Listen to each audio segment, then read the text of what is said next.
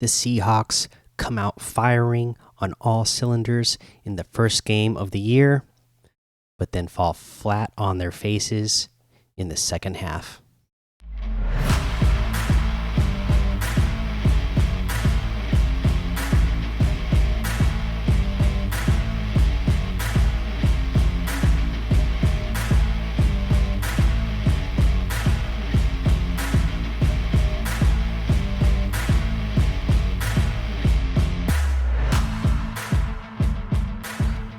Welcome back to the Seattle Sports Show, where we love Seattle sports. So much so that I'm here doing a Seattle Seahawks postgame show, something that I plan to do all season long. This is the sport I love the most. It's the sport I know the most, and this is actually something I would love to do for more teams and for more games. But since this is the one I love the most, I'm going to try it out here first, and we'll see, what kind of response we get, and see if this is something that people would like to see for the other teams and games. I would love to be doing post game shows for the Kraken, the Mariners, the Storm, the Rain, the Sounders, the Sea Dragons. I'd love to do post games for all of them, but we'll see if it's something that people are interested in on this channel. Now, like I said, love it so much. I'm here doing the show even after an embarrassing loss that the Seahawks took today. So, yeah, this is a post game show. That's the only topic that we're going on over in this episode. Let's talk about this embarrassing loss that the Seahawks just had to the Los Angeles Rams. Los Angeles Rams that, again, as I said in the last regular episode, was coming in here, their star player hurt. Half a dozen star players left because the Rams couldn't afford to keep them around. So this was a team that was looking like, oh, they're going to be weak. Well, they did not play like a weak team in this game. And again, it is a divisional game. All of those games are tough, but it shouldn't have been like this. I mean, the Seahawks were a 5.5-point favorite going into this game. They should have not got embarrassed like they did and lost by 17 points. Okay, so the final of this game was Los Angeles Rams 30, Seattle Seahawks 13. There's a couple of stories about this game that we want to mention to before we get into the details and the stats of the game. Okay, here's the stories of the game, the things that you need to know that are important to this team going forward coming out of this game. Tyler Lockett was hit on a play. The ball wasn't even thrown to him, but at this point, he becomes a blocker and he's free to get hit. He gets hit pretty hard, and he has to be examined for concussion. Thankfully, Lockett cleared. He did get back out there on the field, but that's a scary situation. He should be able to, play going forward and be okay to go in next week's game. But that is not something we want to see happen right out of the gate week one here. Other injuries, Mafe also had his knee examined during the game for some sort of injury, but turned out he was okay. So, again, that's one of the ones that we're not too concerned about. But then we get into Charles Cross. Sprained toe. At one point, he was like being carted off the field. They took him back, I guess, to get X-rays. Pete said in the post-game conference that the X-rays didn't look bad, so hopefully that means this is not going to be a serious injury, and he will be able to come back hopefully next week, because we're going to need him. We saw how this line played without him, because they also played without Abe Lucas in the second half, who was out. I, I want to say with a knee injury, but Pete says that's not what it was. Pete says that it was not an injury, but just simply soreness, and it was affecting the way he was coming out of his stance to get into the blocking when the ball was snapped. So that's the reason why he was out. I mean, to me, knee soreness is bad enough to keep you out of the game. To me, that sounds like an injury. I guess this is something that he's been dealing with all off season, and they were taking it light with him during training camp because, again, it's apparently not an injury, just something there that's bugging him. So that's concerning. That your starting tackle has something bothering him that much that it could take him out of games. That's not something that I'm excited to hear in week 1, that even though it's not an injury, it's keeping him out. I mean, that almost sounds worse to me. Okay, there's nothing wrong there, but it just hurts so bad that he's not playing. That tells me it's primed for an injury. So that's not great news. But hopefully that soreness, swelling, or whatever else is there goes away by next week, and he's able to play the full game. Some other stories coming out of this. We got to talk about DK Metcalf called for taunting at late in the game between plays. That was just not a good look. I mean, there was less than 5 minutes left in the game, but at that point, it was just a 2 possession game. That's not likely, but it is still possible. So you cannot put your team in that situation. You can't go from, a 2nd and 10 to a 2nd and 25. You just can't put your team in that situation. In the post game conference, he was at the podium as well, and he said he let his emotions get to him. He had that hard block on the Rams defensive player, right? Which was totally legal, by the way. Go watch that play. It's away from the ball. A lot of people I saw online, the way social media is talking about it, was like, oh, well, he's a frustrated player, and that was a dirty play. And he was doing it out of frustration. Now, that might be true that he did that out of frustration, but it is certainly not a dirty play at all. It's a legal play. It's football. Your head's got to be on swivel out there, okay?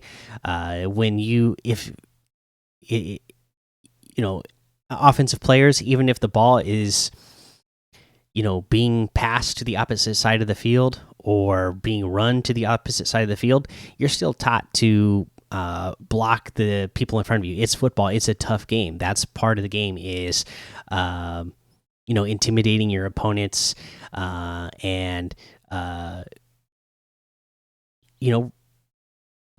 wearing down your opponents so that they don't want to go one-on-one with you again in a blocking situation. So he put that player to the floor. Seems like he has potentially injured, and then he says that the sideline and the coaches of the Rams were yelling at him. He said he let it get to him. He yelled back. I don't know what he yelled back, but it was enough that it got the refs to throw the flag. Do I like to see that from Metcalf? No. At that point, you gotta cool off, walk away, and just ignore it, because you can't put your team in that situation. Do I like seeing that in the NFL in general? No. Again, maybe he said something totally horrible, and maybe it really was worth throwing the flag for. I don't know what he said, but in general, guys are yelling at each other out there on the field, and if you're telling me You're not throwing the flag on him for what he did on the block, but you're doing it in between plays for what he yelled back at people on the sideline. I don't like that. That's again another example of the NFL being the no fun league, right? I didn't hear what he said. I'm sure a lot of the people, that were there in attendance didn't hear what DK said. So if he said something horrible that was heard on the field by the refs, that was just that. If it was really derogatory, then okay, I get it. But if he was just, for example, if he was just cussing at them, I wouldn't see why you would need to throw a flag. But I don't know. Seems silly, but either way, DK Metcalf cannot put himself in that situation. He's been in the league now for years, and this has been a problem with him. He's got a hot head. Again, we've talked about this with Mariners players, right? We got a lot of young players, and they lose their cool sometimes. Right, but when we're talking about the Mariners players, we're talking about players that we're talking about a lot of them being rookies or just their second year. Metcalf, that's not the situation, though he is still technically a young man. He's been in the league enough years. He needs to act like a veteran. He's getting paid the big enough money. He needs to act like a veteran. He needs to walk away from these ordeals and not cost his team. Now, Pete, again, in the post-game interview, said he was not concerned over that type of penalty. He says he knows it's just caused by frustration, and we know how Pete is. He lets the players be themselves. And I'm sure Pete is going to talk to Metcalf about this. I'm sure some of the other veteran players are going to talk to Metcalf about this. And let him know how they feel about it and how he needs to conduct himself on the field so he's not hurting the team. But this is something that can happen with Pete's team sometimes. He lets players be themselves to a point where sometimes it can cost them. But that's also part of what brings out a lot of the greatness in these players is Pete letting them be themselves. So there's a give and take, but we don't want the take to be it costing the team on the field. All right. The other thing, Gino, also up there on the podium after the game, I liked what he had to say. They did do really great in that first half, but they did not come out and execute in the second half at all. He came on the podium, said, "That's on me. I got to take the blame." In fact, he was saying this multiple times throughout this post game interview process. Right, multiple times he said, "This is on me.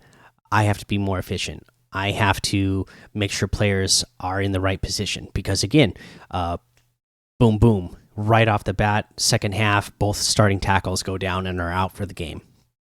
And he does not put any blame on them. He puts the blame on himself, saying like, "I should have made them more aware of where they need to be, what they need to do. I got to communicate to these guys. I'm the one that needs to keep these guys." On target and in the right position. So I loved that we have a quarterback who will go into one of these post-game interviews now and take responsibility for what happened on the field. Again, last year and this year, it's like such a breath of fresh air that we don't get like these robotic statements after a really bad loss. Right, like you get somebody that comes in here and is going to take ownership over what happened on the field instead of just passing the blame. I think that's why a lot of the players on this team really love Gino, and I believe that's what's going to help this team going forward from this again embarrassing loss. Is that they have when they get in the uh you know tape room and watch this tape, uh and they break it down, it's already been said. People have already taken accountability for what happens. So that is just going to encourage other players to take accountability for what they did wrong as well. And that should hopefully help this team fix a lot of the mistakes that they made.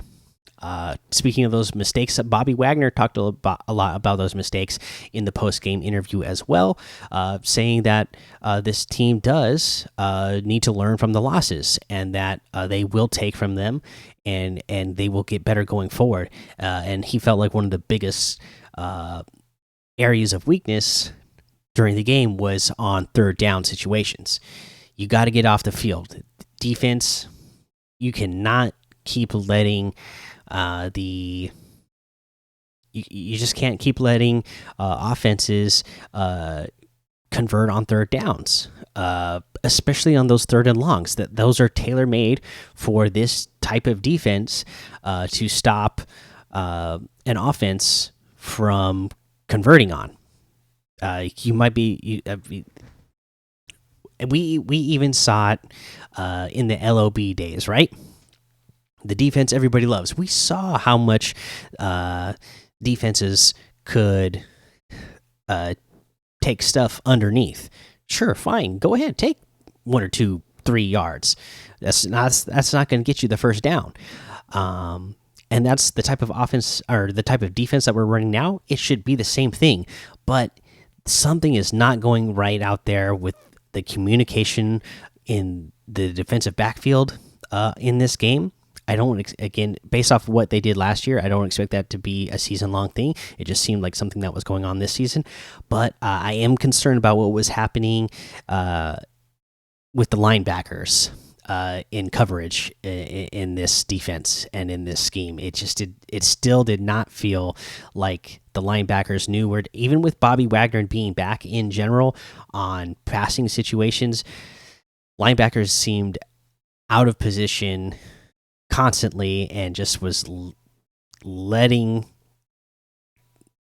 the Rams dice us up the middle on passing plays to in the intermediate range all game long.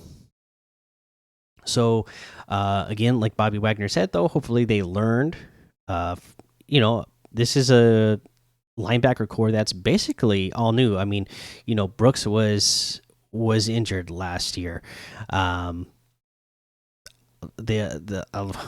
linebackers that we had last year, we had some linebackers just were not playing good at all last year, right? And they're all gone. So everybody else is basically new. Even Bobby Wagner coming back. So this is a lot of them. This is like the first time for this unit working together. Hopefully it's because it's the first game, and then they can get this stuff worked out for the next game. And then DK Metcalf, he came up on the podium the game after the game as well. He's explained exactly what I said earlier about his play, on the block on that corner for the Rams. He doesn't take plays off, and you shouldn't. You're playing football. Players are out there hitting each other, blocking each other. You got to be ready. So that's what that was. Play wasn't dead. He throws a block. He throws a hard block. That's the game. That's how the game is played. And then, he again explained and he took accountability. He said, yes, I was over by the sideline. Rams coaches and sideline players on the sideline were yelling at me. I let it get to me. I retaliated. I yelled back, and boom, I got the flag. So, again, hopefully this is something that he can take and learn from. He hasn't really shown that so far in this career.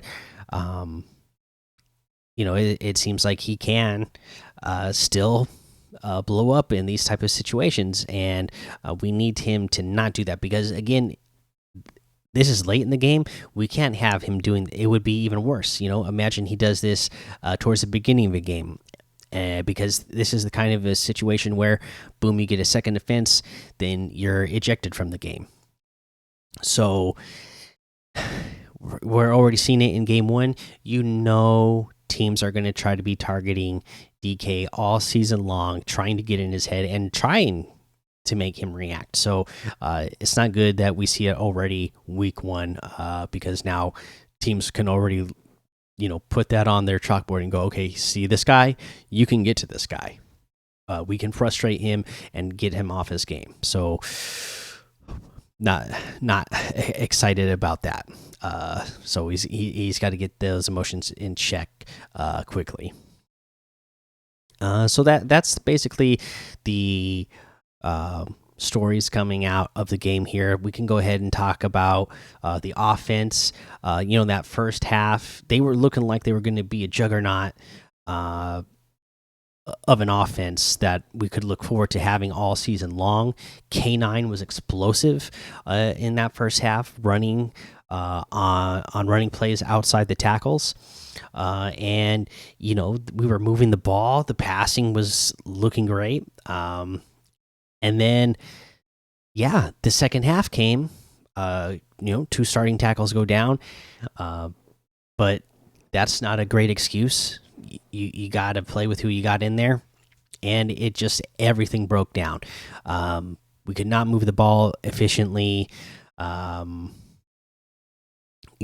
couldn't get receivers open. The offensive line was just getting absolutely wrecked, not giving Gino any time to find receivers. K9, it's frustrating, right? Because you could watch the guy pop off for a gigantic gain, right? But then you can watch him just like absolutely not see where the blocking is right in front of him, and he'll run to a hole where there's a defender. I just don't understand that.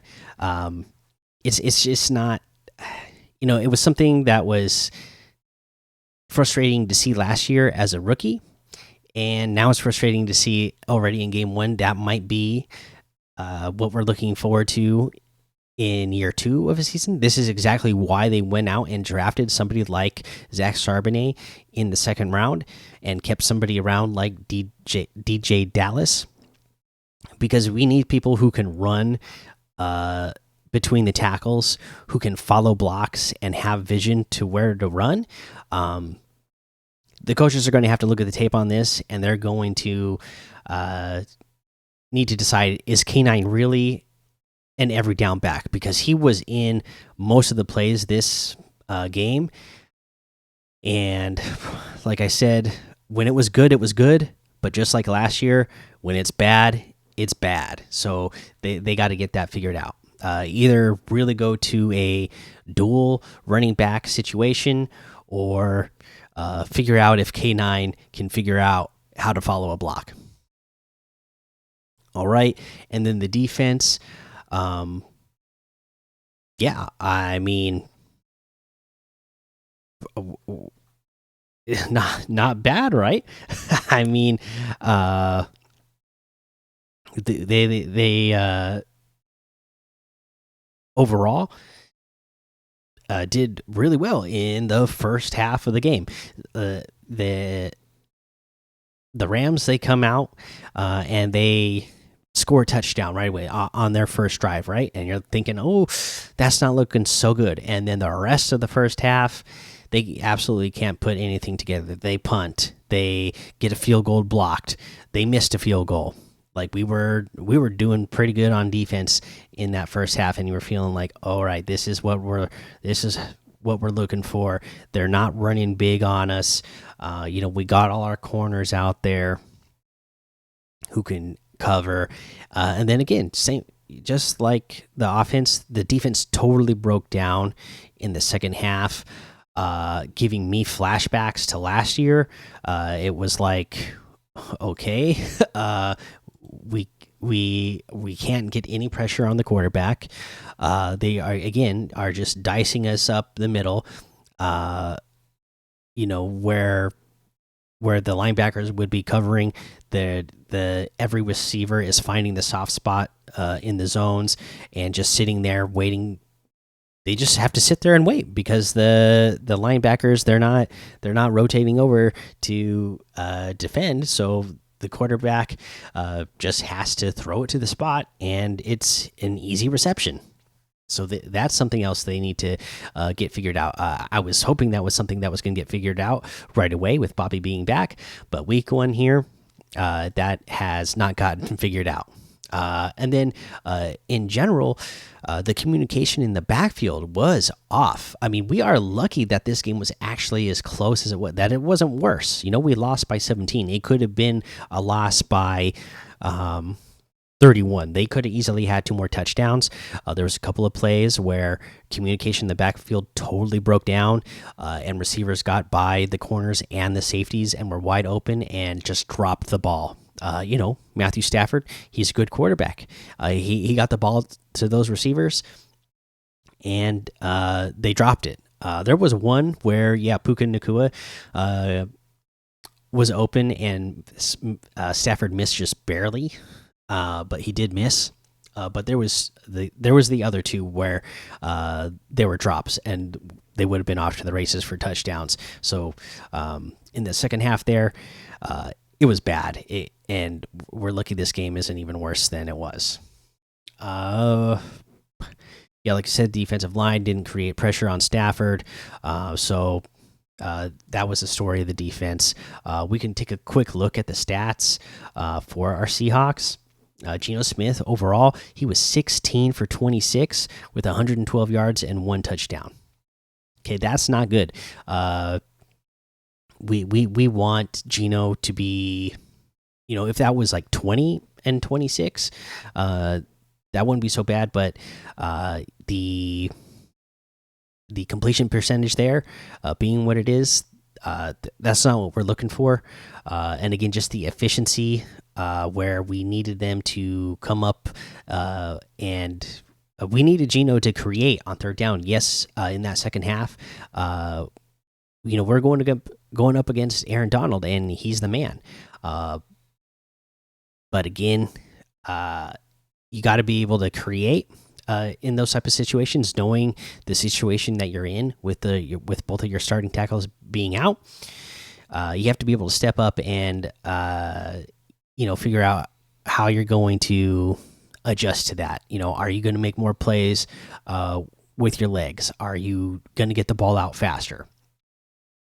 And I don't want to go off on a tangent yet, so we'll just keep going over the stats.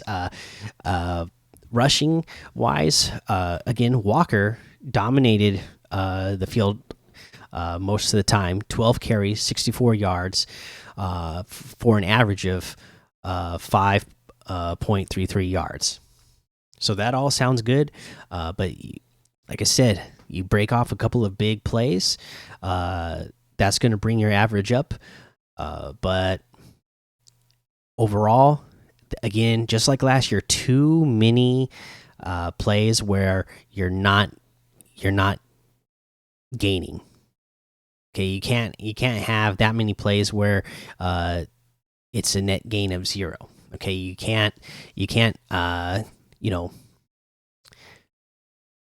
stop following your blocker and go to a hole, because that's the whole point of blockers and following a blocker through a hole is if you go to another hole, there's going to be a defender there to fill that hole. And that's how you end up not at least gaining a couple of yards, which is what we need. So Charbonnet had 3 carries for 11 yards. DJ Dallas had 2 carries for 4 yards, and that's basically it. So they barely got anything, and we barely got any running plays off at all. Right? I mean, straight up running plays. That is just 17. That's not what we're looking for. 16 passing attempts to just 17 carries. That does not sound like a Seahawks offense. And that's unfortunately, the situation that we were put in by being so inefficient in that second half, they had to pass more to try to catch up. Receiving wise, DK Metcalf, 3 receptions, 47 yards, a touchdown. Disley had 2 receptions for 17 yards. And then Jackson Smith and Jigba, 3 receptions, 13 yards for the rookie. Tyler Lockett just had 2 receptions for 10 yards. And then there was a couple of other people that just had 1 or 2 catches. But in general, again, the efficiency of this offense did not allow for more plays to be run, and it did not allow for more types of plays that we were hoping to see with the weapons on this offense. Now, we got a glimpse of it in that first half where we said, "Hey, they're moving the ball great. They're able to move the ball in the middle of the field with JSN there, Disley there in the middle, Colby Parkinson there, catching balls in the middle of the field. That should get more looks for Lockett and Metcalf on the sidelines, which it did. It got us that 1 touchdown. Like I said, at one point, Lockett had to leave the game to be evaluated for concussion. So who knows if he got to stay in, what that might have looked like, but. Overall, the efficiency just wasn't there in the second half to continue to see what that would look like if they would do that again. Okay, yeah. I don't want to get to it yet. Let's just keep going through the stats here. Defensive wise, nothing really major to talk about. I mean, we didn't get any sacks. Wagner had a tackle for loss. Mafe had a tackle for loss. Nuosu had a couple of tackles for loss. In general, the defense looked a lot better than last year. But unfortunately, that was only the case for the first half of the game.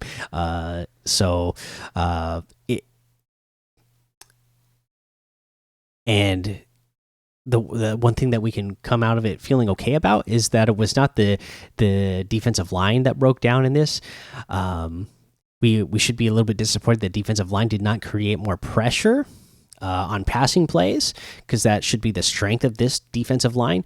But the coverage again by the linebackers, cornerbacks, safeties was not good in this game.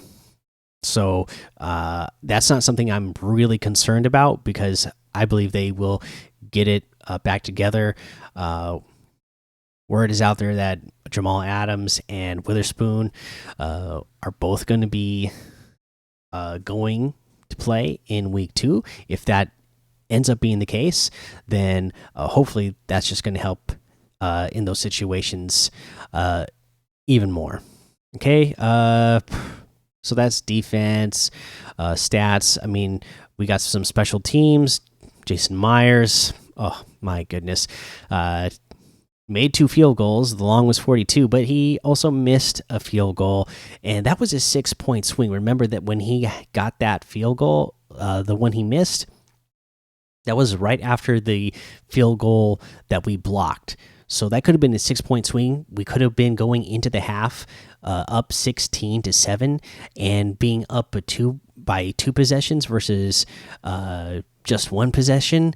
Would have made a big difference in the second half as well, coming out onto the field. So big disappointment that he missed what should have been a chip shot for him.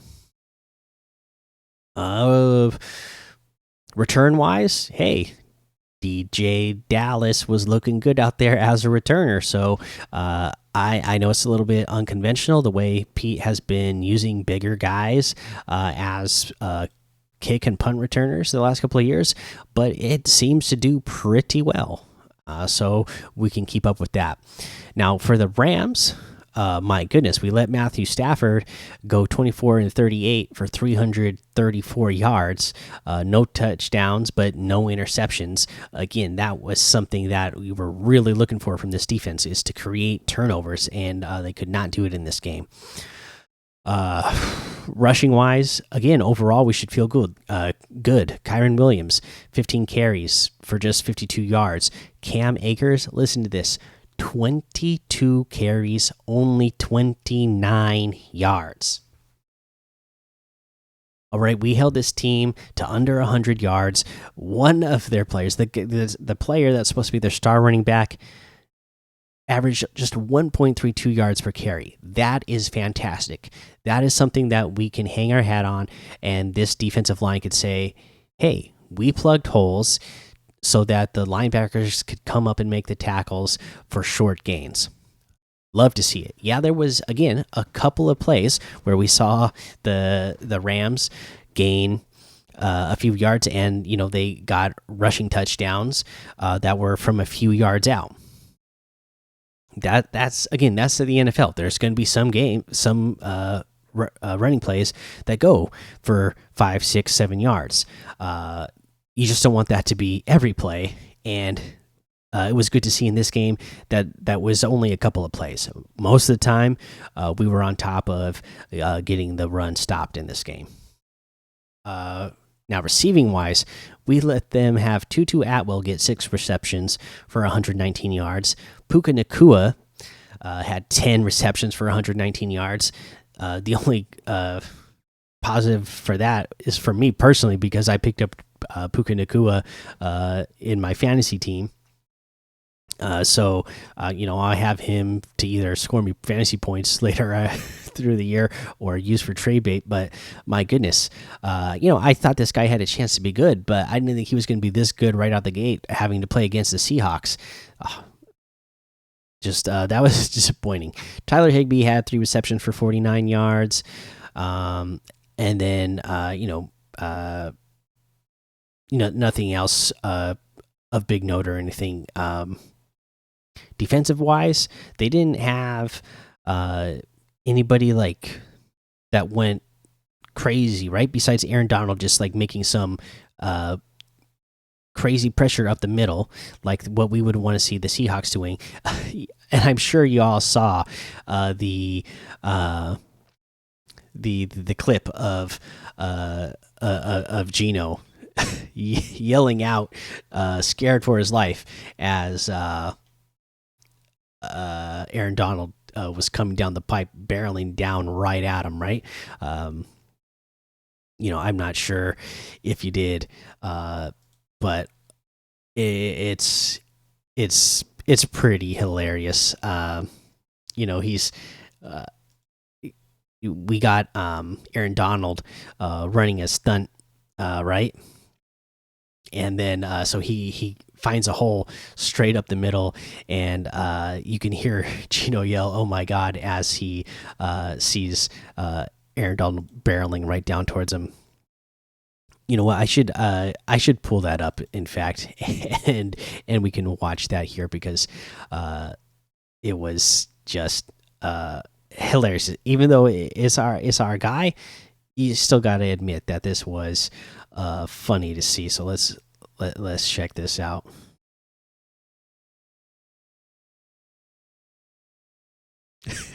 You heard Gino there yell, "Oh my God!" It was, if that was me, I'd be yelling the same thing. You would too. You see Aaron Donald free running at you. Oh my God, you are you are scared for your life. So yeah, that was that. What else do we got to say about this game? I mean, just an embarrassing loss, right? This is not what we wanted to see at all. And the biggest part of the embarrassment, the thing that I kept saying that I didn't want to get to it yet, but biggest embarrassing part to me was the coaching. We just got outclassed in the coaching in this game. We know Sean McVay is great. A great coach, right? And a great mind for this game. I believe Sean McVay is my age. So for him to become a head coach when he did, you know that he had a great mind for this game. It probably just came naturally to him. Pete Carroll, you know, he's been a coach for a long time, but he got out coached in this one. He did not make adjustments. He did not make adjustments during game, at half, or during the second half when they could have been making adjustments to try to figure out how to better attack this this offense from the defensive perspective. I mean, he talked about it again in the post game interview. He said, you know, well, I thought we'd be able to do what we always done and be okay. Well, that's not the case. And from what the way I take that as him saying, well, I don't think we really need to blitz too much. You know, with the scheme I have. Maybe he's thinking, you know, we should be able to get pressure with the 4 up front. Obviously, it didn't happen. They're gonna have to start bringing some more pressure. We saw Bobby Wagner playing with these LA Rams last year and how they utilized him. We know he can create pressure if you want to send him. So now that he's back, you've seen him do it. You know he's capable. You might want to send him some more and help bring some pressure on these passing downs. You might want to, you know, send Devin Bush. The one time I saw them send Devin Bush, my goodness, he got in the backfield so fast. It looked amazing. It was explosive, but they only called it like once.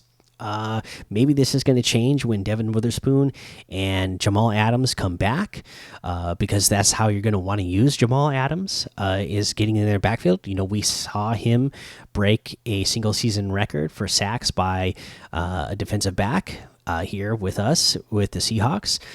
So we know that's how he's going to be utilized.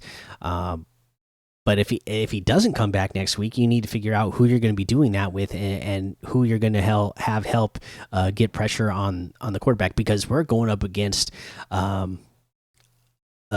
team that we thought was going to be tough. You know, we didn't think this team was going to be tough, and it turned out that it was. So what's it going to be like when we go against a team that we think is going to be tough?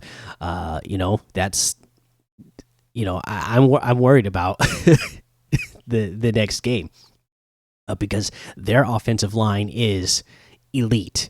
I did not go into this game thinking, oh, this Los Angeles Rams has an elite offensive line. I know for a fact, going up against Detroit Lions offensive line next week, that they are elite. And if we're going to have the same type of pressure that we had in this game, it is not going to turn out well for us again. So they got to get that figured out. How are they going to bring pressure if it can't just be with 4?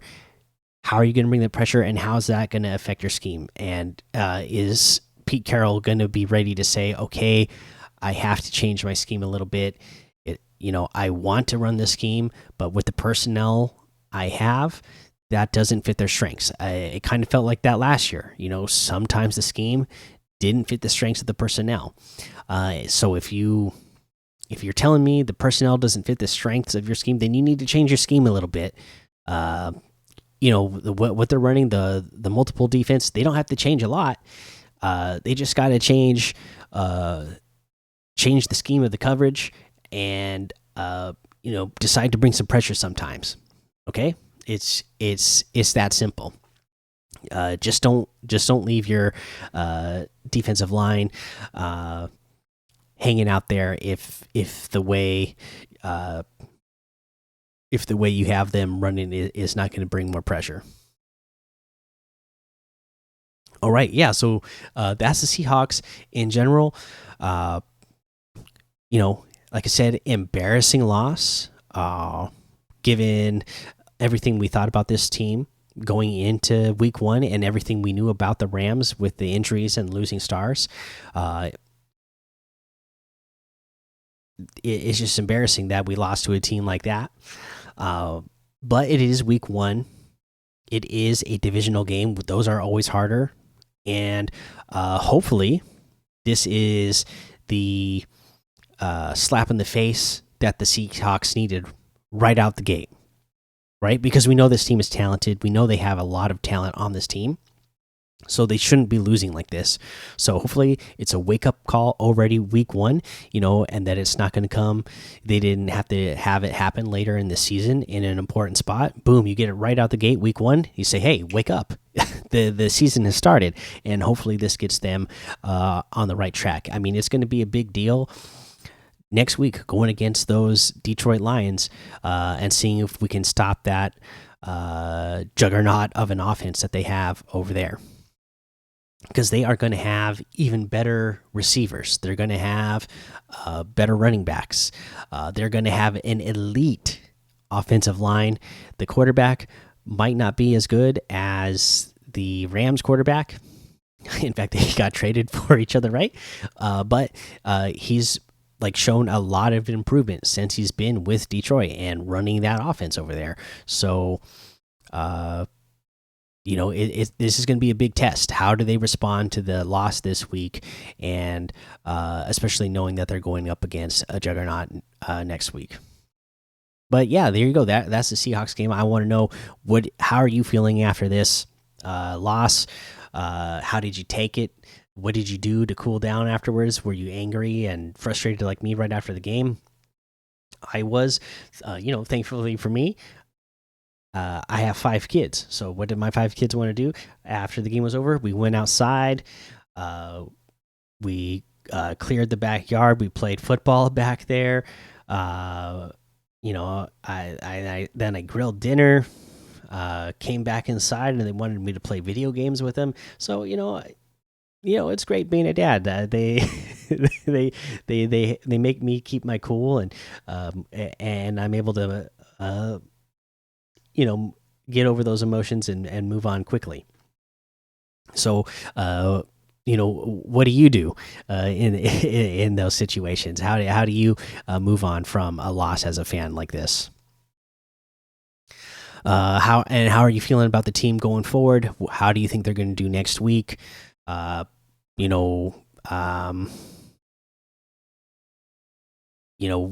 I want to know what do you think about this team? Are you already out of the gate going week 1? Okay, this team stinks, or are you going, hey, there was still a lot of promising things to take out of this, like the run defense being so much better, and everything else we expect to be good, so they'll learn from it and go into week 2 better. I don't know. We'll see. Let me know what you think, how you're dealing with it. I'm thinking of setting up a Discord where we can all hang out and chat. Like I said, because maybe everybody doesn't have a family like me, that helps them move on from loss. But and you need a place that you can go vent. So I'll probably create a Discord channel where we can all build a community and chat. Like I said, I've done this with other podcasts that I've done in video gaming, movies and TV shows. So I think it'd be a lot of fun, and for us Seattle sports fans, with the Seahawks here and other teams, whether they're winning and we want to celebrate all together online afterwards, or we want to vent our frustration afterwards, I think that'd be a real cool thing to do. So be on the lookout for that. I'll get that up and running soon.